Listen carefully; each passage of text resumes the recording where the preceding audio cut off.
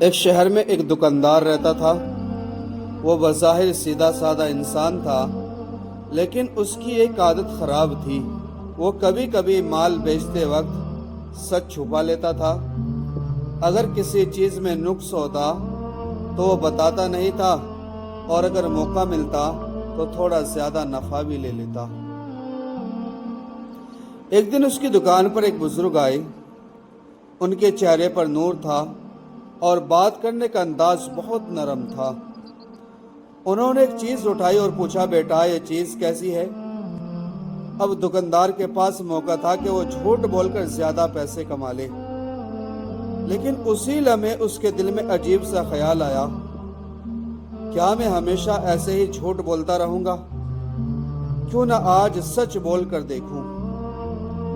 اس نے ہمت دکھائی اور سچ بول دیا، بابا جی یہ چیز ٹھیک ہے، لیکن اس میں تھوڑا سا نقص بھی ہے۔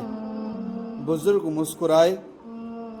انہوں نے وہی چیز خرید لی اور جاتے وقت کہا، اللہ تمہیں سچائی کی برکت دے اور تمہارے رزق میں اضافہ کر دے۔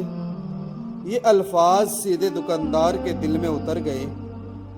اس دن کے بعد اس نے فیصلہ کر لیا کہ اب میں کبھی جھوٹ نہیں بولوں گا، چاہے نقصان ہی کیوں نہ ہو۔ شروع کے دنوں میں اسے لگا کہ شاید مجھے نقصان اٹھانا پڑے گا۔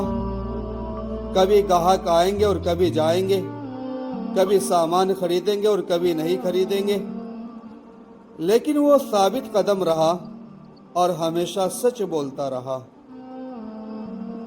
پھر کچھ دنوں بعد عجیب سی تبدیلی آئی۔ لوگ کہنے لگے یہ دکاندار جھوٹ نہیں بولتا۔ گراہک اس پر بھروسہ کرنے لگے۔